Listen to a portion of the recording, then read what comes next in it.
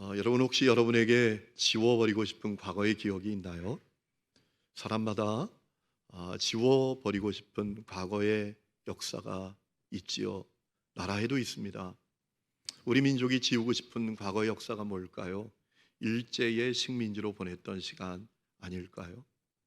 그런데 여러분, 일제의 식민지에서 우리가 자유케 되었지만 그 잔재는 우리 삶에 뿌리 깊게 남아있는 것을 느낄 때가 많습니다.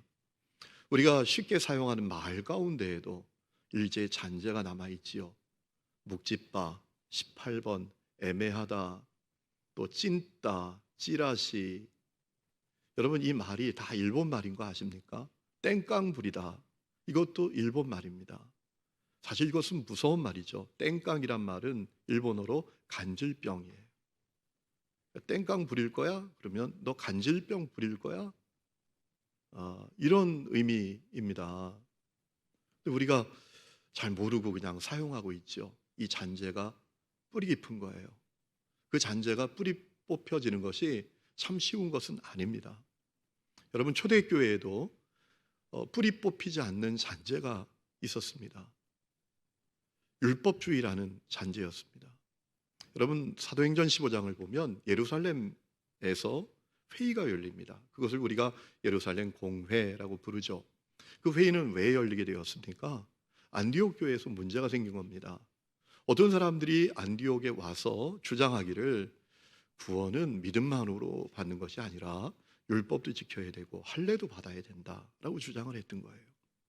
여러분, 그때 바울이 강하게 반대합니다. 그 문제 때문에 강하게 논쟁하고 오히려 전투적으로 맞습니다. 왜냐하면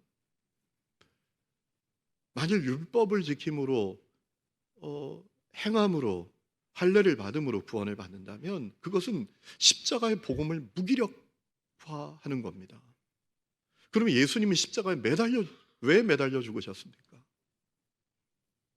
율법도 지켜야 되고 할례도 지켜야 된다면 예수님이 십자가에 죽으실 이유가 없지 않았어요? 여러분, 그 율법주의는 십자가의 복음을 무력화하는 것이었기 때문에 이 바울이 전투적으로 맞섰던 것입니다. 그런데 해결이 잘 안 됩니다.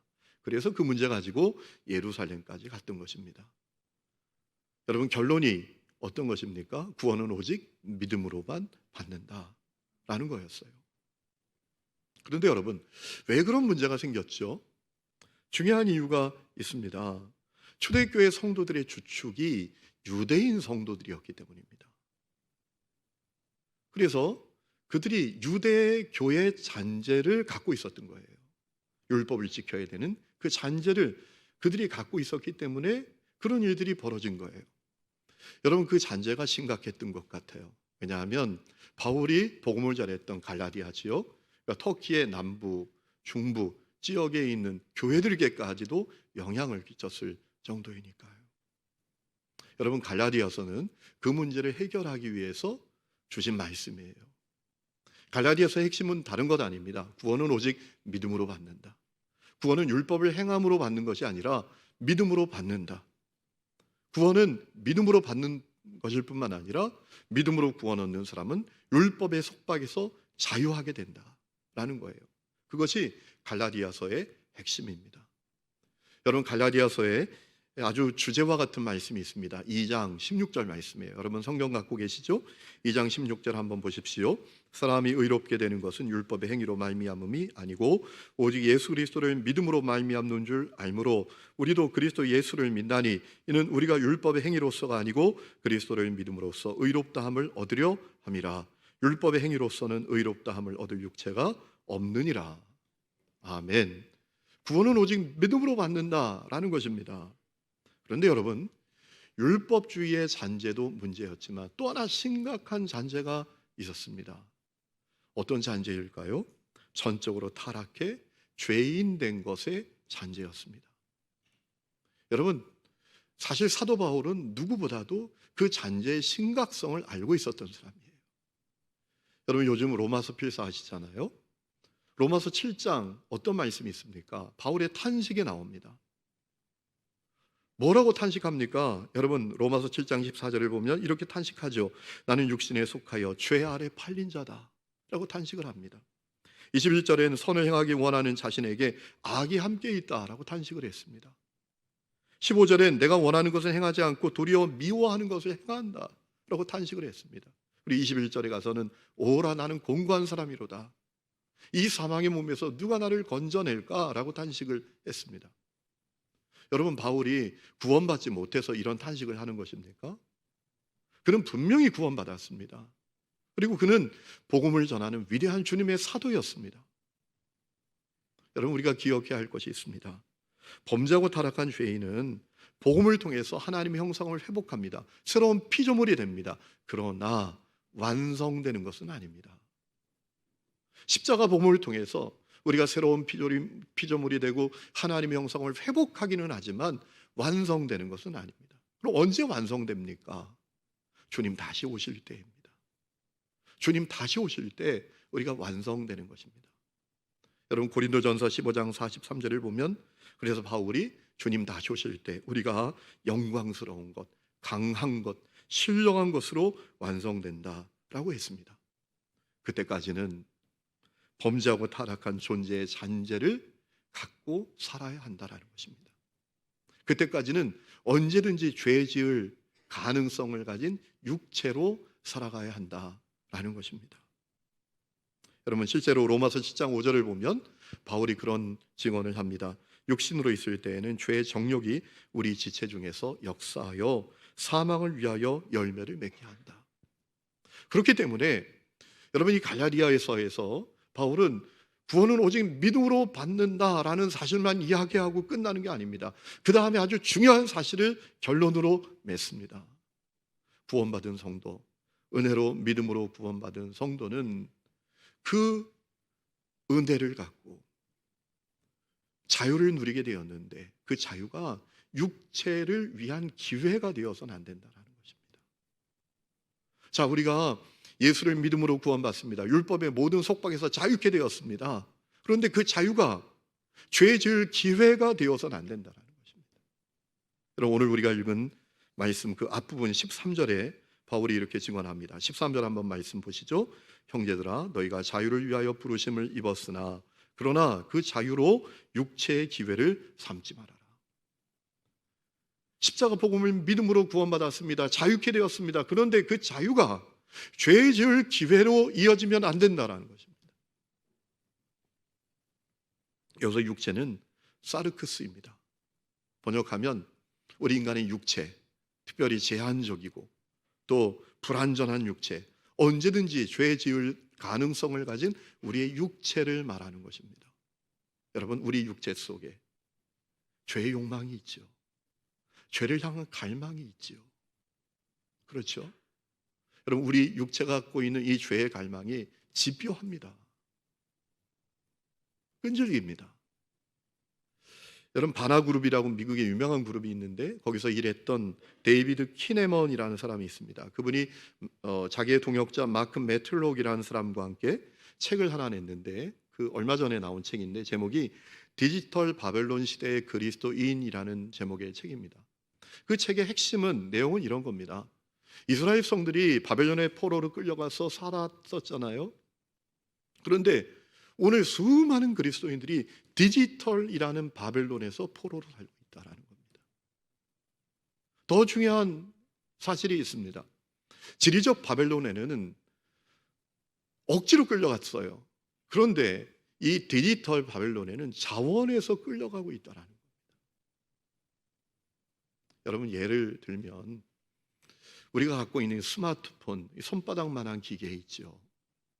그것이 우리의 욕망을 충족시켜 줄 수 있다고 우리를 유혹하잖아요. 그래서 거기 빠져 살잖아요. 그것을 벗어나지 못하잖아요. 여러분, 스마트폰이 우리에게 모든 정보, 모든 지식, 심지어 물건 사용법까지도 알려준다고 말하잖아요. 우리가 가는 곳 어디든지 같이 갈 수 있다고 말합니다. 그래서 우리가 원하는 오락, 우리가 원하는 즐거움, 우리가 원하는 쾌락을 줄 수 있다고 말하죠. 여러분, 손가락 하나만 까딱하면 뭐든지 할 수 있어요. 원하는 것도 가질 수 있어요.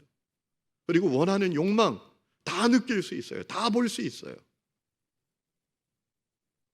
오늘 수많은 사람들이 이 디지털이라는 바벨론에 포로로 살고 있다라는 거예요. 왜 그런가? 왜 그런가? 왜 그런 일이 벌어지는가? 육체 욕망 때문이라는 거예요.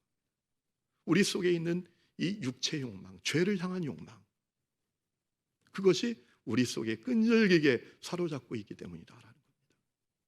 그래서 이 저자는 그 책에서 마틴 루터 킹 목사님이 하셨던 유명한 이야기를 합니다.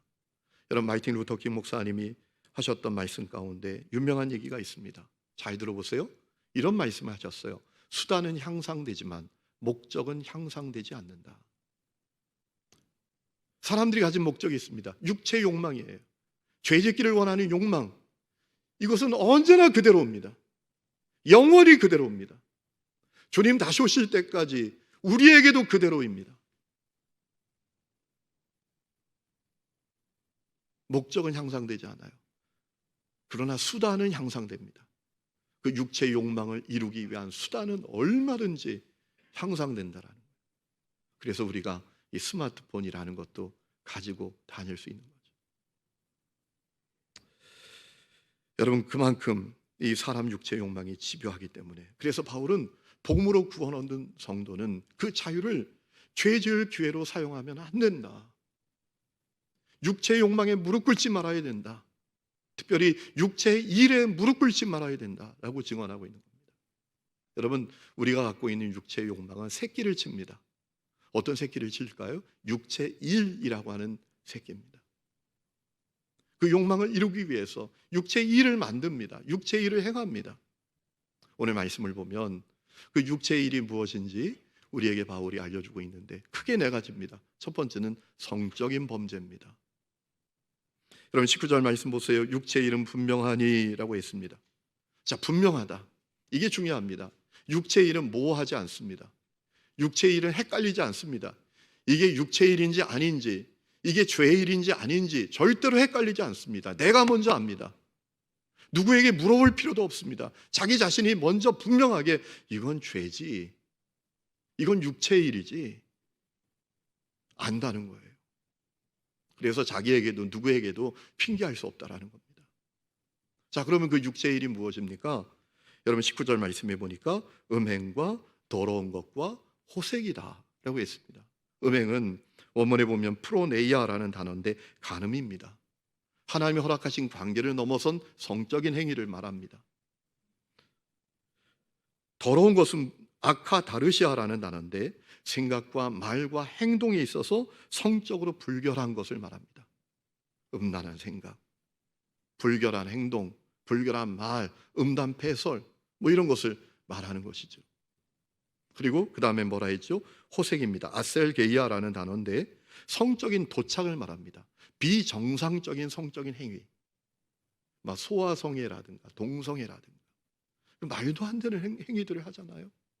다자간 성행위라든가 이런 것을 이야기하는 거예요. 여러분, 사실 우리가 가진 육체의 성적인 욕망은 이상한 것이 아닙니다. 자연스러운 것입니다. 하나님께서 사람을 하나님 형상대로 남자와 여자로 창조하시고 그들이 한 몸 되게 하셨다라고 했습니다. 하나님께서 사람이 남자와 여자가 한 몸 되는 사랑을 누리는 축복을 허락해 주셨어요. 축복된 거예요. 그런데 중요한 사실은 하나님은 그것을 하나님이 허락하신 관계, 다시 말하면 부부의 관계 가운데에서만 누리도록 하신 것이죠. 그것을 넘어선 것은 다 죄입니다. 안타까운 것은 육체의 일이 우리 사회에 가득합니다. 심각합니다. 몇 주 전에 제가 말씀을 드렸죠. 여러분, 우리나라 이 기업에서 법인카드라는 걸 씁니다. 그런데 이 법인카드 사용 금액 가운데 음란한 유흥업소에서 사용된 금액이 한 해에 1년에 1조 4천억이라고 합니다. 상상도 안 되는 돈이죠. 우리나라가 음란공화국이에요. 그뿐만 아닙니다. 우리나라 남성들에게 물었습니다. 지금까지 살아오면서 한 번 이상 성매매한 적이 있느냐? 한국 남성들이 몇 프로가 대답했는가 하면 49%의 남성들이 그렇다. 네덜란드는 성매매가 합법화된 나라인데 16%밖에 되지 않았어요. 한국은 성매매 불법이에요. 그런데 한국 남성들 49%가 성매매 한 번 이상 했던 적이 있다라고 대답을 했다라는 거예요. 우리나라 음란공화국이에요. 여러분, 리처드 포스터라는 분이 계시죠. 그분이 돈, 섹스, 권력이라는 책에서 이 왜곡된 성적인 욕망은 정말 문제라고 했어요. 왜냐하면 인간을 비인간화하기 때문이다라고 했어요. 내 성적인 욕망을 위해서 상대방을 수단으로, 도구로 만들기 때문이다라고 했어요. 여러분, 육체의 일 무릎 꿇으면 안 되는 거예요. 두 번째는 무엇입니까? 우상숭배의 범죄죠. 19절 말씀 보면 우상숭배와 주술이다라고 했어요. 주술이 뭐죠? 신을 불러내는 행위를 말하죠. 여러분, 하나님이 우상숭배 싫어하십니다. 심지어 십계명 제1계명이 무엇입니까? 너는 나 외에 다른 신을 내게 두지 말라라고 하셨을 정도예요. 여러분, 하나님께서 우상숭배 왜 그렇게 문제 삼으시죠? 그 우상이 하나님보다 더 의존하는 존재가 되기 때문이죠.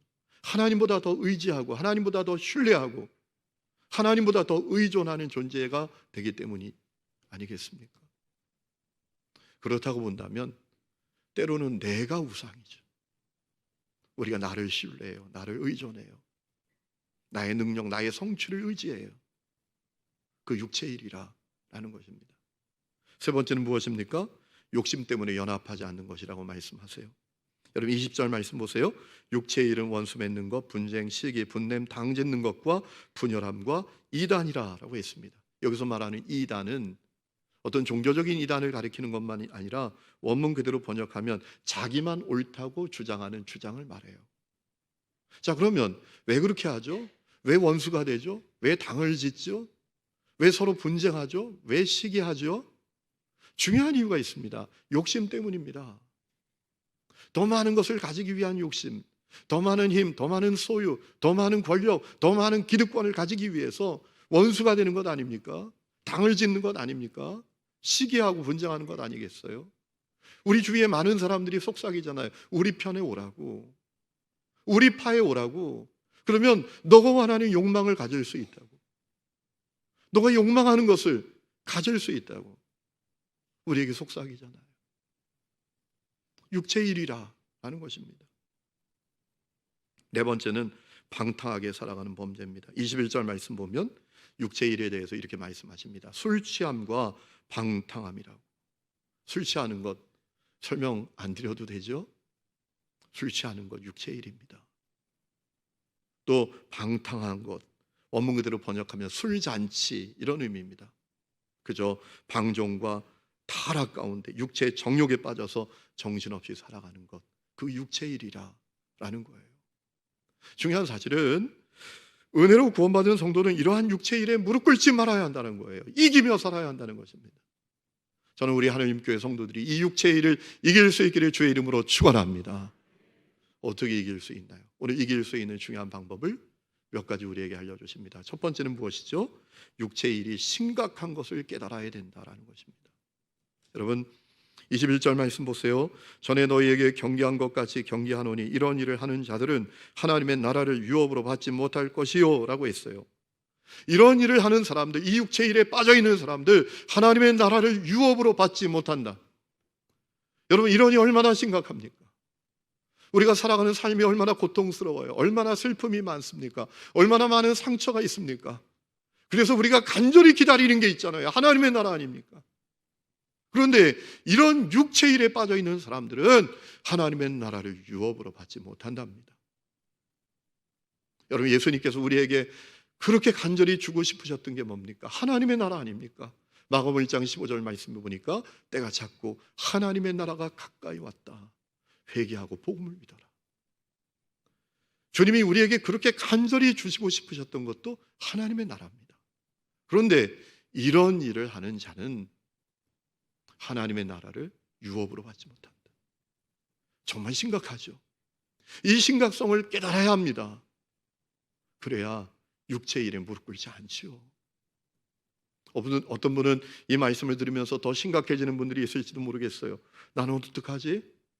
나 정말 큰일 났네. 나 육체의 일에 빠졌었는데, 나 배우자 몰래 바람도 펴봤고, 나 누구하고 진짜 지금도 원수 사이고 이거 정말 어떡하지? 여러분, 이런 일을 행하는 자는, 이 말씀의 의미는 이런 일을 한 번이라도 행한 자는 하나님의 나라를 유업으로 받지 못한다 라는 의미가 아닙니다. 말씀드렸죠. 우리가 육체의 제한적인 그런 인생을 살아가기 때문에 언제든지 죄 지을 가능성이 있고 죄에 넘어질 가능성이 있습니다.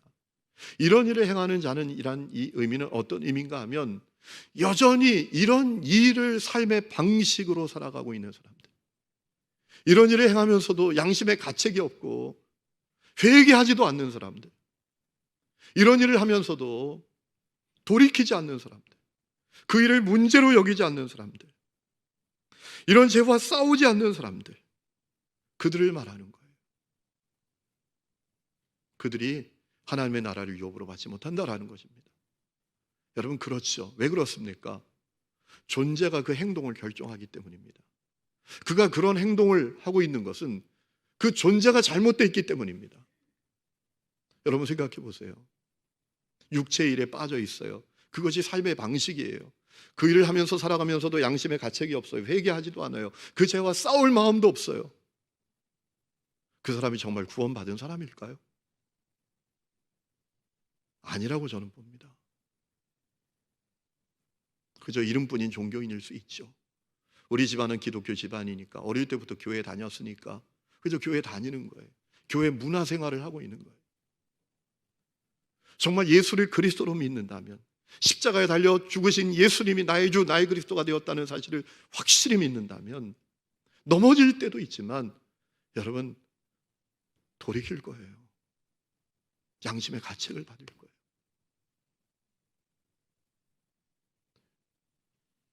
두 번째는 성령을 따라 행해야 합니다. 여러분 16절 말씀, 이런 말씀이 있습니다. 내가 이루노니 너희는 성령을 따라 행하라. 그리하면 육체의 욕심을 이루지 아니하리라. 17절, 육체의 소욕, 육체의 욕심과 같은 말입니다. 그것은 성령을 거스르고 성령은 육체를 거스른다 라고 했습니다. 여러분, 우리가 십자가 복음을 믿고 구원받은 자가 되었을 때 하나님께 받은 가장 큰 축복은 우리 속에 성령님이 오신 것입니다. 성령이 누구십니까? 하나님이십니다. 여러분, 이제 우리는 성령 하나님을 모시고 사는 사람이에요. 우리가 성전입니다. 고린도전서 3장 16절 말씀에 너희가 하나님의 성전인 것과 하나님의 성령이 너희 안에 거하시는 것을 알지 못하느냐라고 했어요. 성령 하나님이 우리 속에 오셨기 때문에 우리가 성전입니다. 사실 이것이 우리가 육체 일에 무릎 꿇지 말아야 될 중요한 이유입니다. 여러분, 구약의 성전을 생각해 보세요. 얼마나 거룩합니까? 얼마나 깨끗합니까?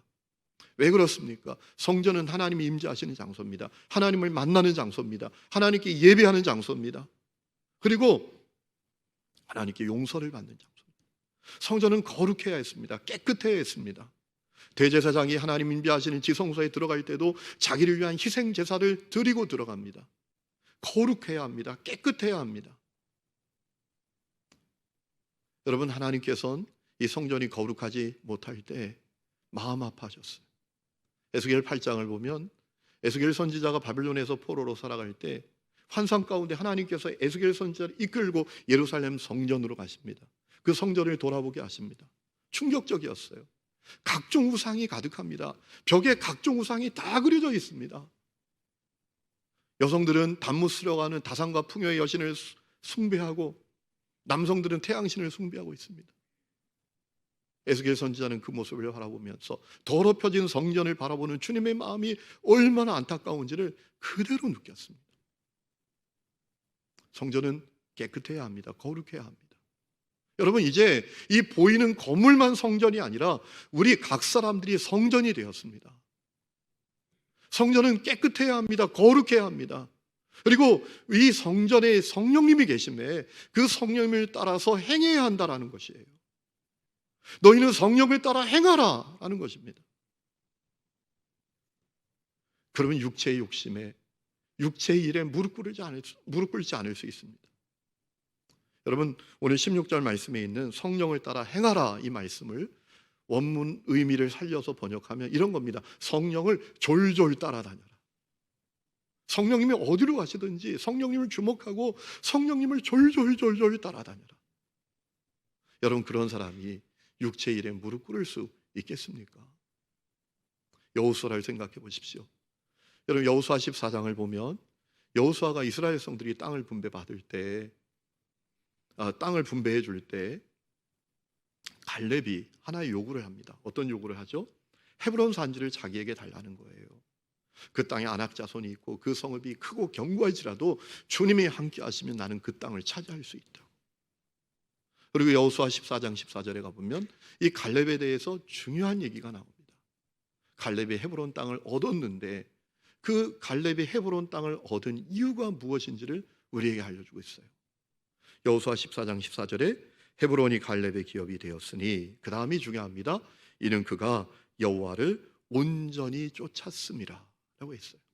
갈렙이 하나님을 온전히 쫓았다 라는 거예요.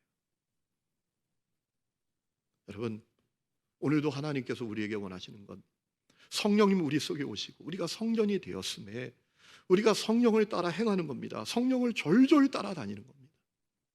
그러면 육체의 일에 무릎 꿇지 않을 수 있어요. 그뿐만 아니라 우리 삶에 성령의 열매가 가득할 수 있습니다. 오늘 말씀해 보면 성령의 열매에 대한 말씀이 나옵니다. 성령을 따라 행하면 성령의 열매를 맺게 된다. 사랑, 희락, 화평, 자비, 양선, 충성, 온유, 절제, 인내와 같은 성령의 열매를 맺게 된다. 그런데 주목해야 될 말씀은 22절이에요. 자, 여러분, 성령의 열매는 9가지인데 성령의 열매들을 소개할 때는 단수로 사용하고 있어요. 22절 말씀에 보면 성령의 열매는 이라고 했어요. 여러분, 이것은 무엇을 의미하는 걸까요? 우리가 성령을 따라 행하면 성령으로 말미암아 우리의 성품, 우리의 자질, 우리의 존재가 달라진다는 거예요. 단지 육체의 일에 무릎 꿇지 않는 정도가 아니라 우리 존재가 달라지고 우리의 성품이 달라지고 우리의 자질이 달라지는 그런 놀라운 축복을 누리게 된다는 것입니다. 여러분, 사람은 교육으로 바뀌는 게 아닙니다. 사람은 윽박지른다고 야단친다고 바뀌는 게 아닙니다. 사람은 성령을 따라 행할 때 성령께서 그를 바꾸시는 거예요. 그래서 성령을 따라 행해야 하는 것입니다. 그리고 세 번째 방법은 육체의 정욕과 탐심을 십자가에 못 박아야 한다는 것입니다. 여러분, 24절 말씀 보세요. 그리스도 예수의 사람들은 육체와 함께 그 정욕과 탐심을 십자가에 못 박았느니라 라고 했습니다. 이 말씀은 어떤 의미일까요? 이 탐심과 정욕에 대해서 내가 죽어야 된다는 의미도 있지만 또 다른 의미가 있습니다. 제가 이 말씀을 여러 번 묵상할 때 제 마음에 확 다가오는 말씀이 있어요. 십자가에 못 박았느니라. 십자가에 못 박았느니라. 정욕과 탐심을 십자가에 못 박았느니라. 여러분, 이 말씀이 저에게 다가오는 거예요. 그리고 주님이 저에게 이런 질문을 하셨어요. 누가 정욕과 탐심을 십자가에 못 박냐? 내 정욕과 탐심을 누가 십자가에 못 박냐? 자기 자신이죠. 여러분, 여기 놀라운 비밀이 있는 겁니다. 정욕과 탐심을 십자가에 못 박는 것은 어떤 의미인가 하면 내가 육체의 일에 무릎 꿇지 않으리라는 결단을 가지는 것입니다. 나는 육체의 일에 무릎 꿇지 않으리라 라는 결심을 가지는 것입니다. 정욕과 탐심 누가 십자가에 못 박아주는 게 아닙니다. 내가 못 박는 겁니다. 그러니까 내가 스스로 나는 육체의 일에 무릎 꿇지 않으리라, 나는 육체의 욕망에 무릎 꿇지 않으리라 라는 결단을 가져야 된다는 거죠. 여러분, 초대교회 성도들은 육체의 일에 무릎 꿇지 않으리라는 결단이 있었습니다. 그래서 그들이 소극적으로는 은둔해서 지내기도 하고 적극적으로는 말할 수 없는 고통을 자기 몸에 가하기도 했습니다. 자기 자신을 학대하기도 했습니다. 초대교회 고북 가운데 성 아셉시마스라는 사람은 평생 쇠사슬을 자기 목에다 걸고 다녔습니다. 얼마나 무거운 쇠사슬을 목에다 걸었는지요, 걷지 못할 정도였습니다. 기어 다녀야 될 정도였어요. 육체의 일을 끊어버리고 육체의 일에 무릎 꿇지 않기 위해서 쇠사슬을 자기 목에 걸고 다녔다. 성 마카리우스라는 사람은 6개월 동안 늪에 들어가서 지냅니다. 그래서 얼마나 자기 피부가 모기에 뜯겼는지 그 피부가 나병 환자 피부처럼 됐다라고 해요. 성마론이라는 사람이 있는데 그분은 11년 동안 나무통에 들어가서 살았습니다. 육체 일에 무릎 꿇지 않겠다고. 수많은 사람들이 동굴에 들어가서 살고 또 무덤에 들어가서 살기도 했습니다. 중요한 것은 그들에게 육체의 일에 무릎 꿇지 않으리라 라는 결심이 있었다라는 거예요. 성도 여러분, 오늘 여러분은 육체의 일에 무릎 꿇지 않으리란 결심이 서셨습니까? 여러분은 정말 거룩하게 살고자 하는 마음을 가지셨습니까? 육체의 일과 싸우리란 마음이 여러분에게 있습니까? 방법이 중요한 게 아닙니다. 정말 중요한 것은 우리 마음이 진정으로 주님을 향해 있는가? 내 마음이 정말 주님을 사랑하는가? 그것이 중요한 것이죠. 여러분, 제가 오늘 정상적으로 예배를 드리니까 어제 잠이 잘 안 오더라고요. 그렇게 좋아요. 그런데 한편으론 너무나 두려운 마음이 있어요. 제 마음의 반은 너무 좋고 제 마음의 절반은 두려워요. 왜 두렵나? 그런 마음이 있어요. 우리가 변하지 않고 정상으로 돌아가는 것, 이것이 우리에게 축복인가? 우리가 달라지지 않고 정상적으로 예전처럼 그냥 모여서 예배하는 것, 이게 축복인가? 그런 마음이 들기 때문입니다. 여전히 육체 일에 빠져 있으면서 그저 모여서 예배 한번 드리고 돌아가는 이 시간이 다시 우리에게 시작되는 것, 이건 정말 두려운 건데, 그렇게 될 거라면 아예 정상에 안 와도 되는 것 아닌가, 이런 마음이 들 정도입니다. 하나님의 마음을 생각하면 말이죠. 지난 9일에 지구촌교회 원로 목사님이신 이동원 목사님 둘째 아들이 하나님의 부름을 받았습니다. 나이가 젊어요. 올해 43살입니다. 미국에서 잘 나가던 변호사였는데 대장암으로 투병을 하다가 하나님의 부름을 받았습니다. 이동원 목사님이 아들의 죽음 앞에서 시를 하나 써서 자기 가까운 지인들에게 나누셨어요. 제목이 아들이 걸은 산책길이라는 제목입니다. 내용이 이렇습니다. 그 길을 걸었다. 아내와 함께 아내의 설명을 들으면서 아들이 발병 후에 운동 삼아 엄마와 함께 걸었던 동네 길이다. 아들은 무슨 생각을 하며 걸었을까? 타들어가는 생명의 불꽃을 느끼며 생명의 애착과 씨름하며 걸었을까? 아니, 숨기도 하며 걸었을까? 아들은 엄마에게 자연이 참 아름답다고, 이 동네로 이사 오길 잘했다고, 그동안 너무나 바쁘게 살았다고, 이젠 쉬어가며 살아야 되겠다고 말했다고 한다. 네가 짧게 머물던 집으로 돌아오며 우리 다시 만날 하늘집을 그린다. 너 이 집으로 다시 돌아오지 않겠지만 엄마와 하늘집으로 찾아가마. 곧 머지않아서. 여러분, 오늘 많은 사람들이 참 바쁘게 살아요. 분주하게 살아요. 그런데 가만히 들여다보면 육체의 일을 위해서예요. 육체의 일에 무릎 꿇기 위해서 바쁜 거예요. 인생은 불현듯 끝날 때가 옵니다. 그때 우리 삶을 갖고 주님 앞에 서는 겁니다. 하나님의 나라에서는 우리가 얼마나 오래 살았나, 우리가 남보다 더 많이 가졌나, 더 많이 배웠나, 더 높나, 이것 갖고 쓰는 게 아닙니다. 우리의 삶을 갖고 하나님 앞에 서는 것입니다. 여러분 기억하십시오. 출애굽의 목적은 해방이 아니라 거룩 아니었습니까? 예수께서 이 십자가에 매달려 피 흘려 죽으시고 우리를 구원해 주신 이유는 우리에게 진정한 자유를 주시기 위함이었습니다. 우리가 육체의 욕망과 육체의 일에 무릎 꿇지 않는 삶을 살도록 우리를 구원해 주신 것입니다. 저는 우리 하나님교회 성도들이 참 어렵고 복잡하고 음란한 이 시대에 육체의 일에 무릎 꿇지 않고 승리하는 성도들이 될 수 있기를 주의 이름으로 축원합니다.